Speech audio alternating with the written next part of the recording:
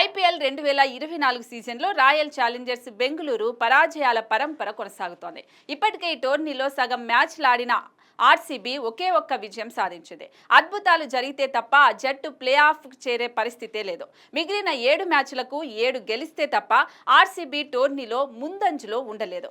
అయితే RCB పరాజయాలకు పేలవ batting, బౌలింగ్తో పాటు చెత్త కెప్టెన్సీ కూడా ప్రధాన కారణం. ముఖ్యంగా పిచ్ను రీడ్ చేయడంలో ఫ్యాప్ డుప్లెసిస్ విఫలమవుతున్నాడు. దాంతో టాస్ గెలిచిన ప్రత్యర్థి జట్టుకే అడ్వాంటేజ్గా మారుతోంది. సన్ రైజర్స్ హైదరాబాద్తో జరిగిన మ్యాచ్లో టాస్ గెలిచి ఫీల్డింగ్ ఎంచుకున్నాడు. పిచ్ నెమ్మదిగా ఉండే అవకాశం ఉందని చెప్పాడు. కానీ ఈ వికెట్పై పరుగుల వరద పారింది.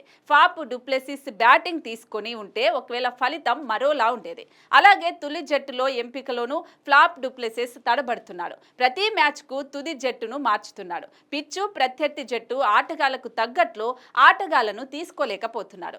సన్ రైజర్స్ హైదరాబాద్ మ్యాచ్లో ఒక్క స్పిన్నర్ను కూడా తీసుకోలేదు.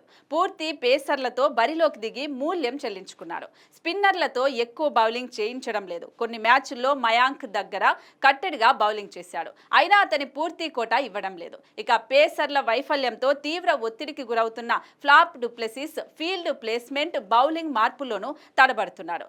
ఆర్సీబీ బౌలర్లు సైతం కండిషన్స్ ను త్వరగా అందిపుచ్చుకోలేకపోతున్నారు. అనవసర ఒత్తిడికి గురై మ్యాచ్ ను చేజార్చుకుంటున్నారు ఆర్సీబీ ఆటగాళ్లు.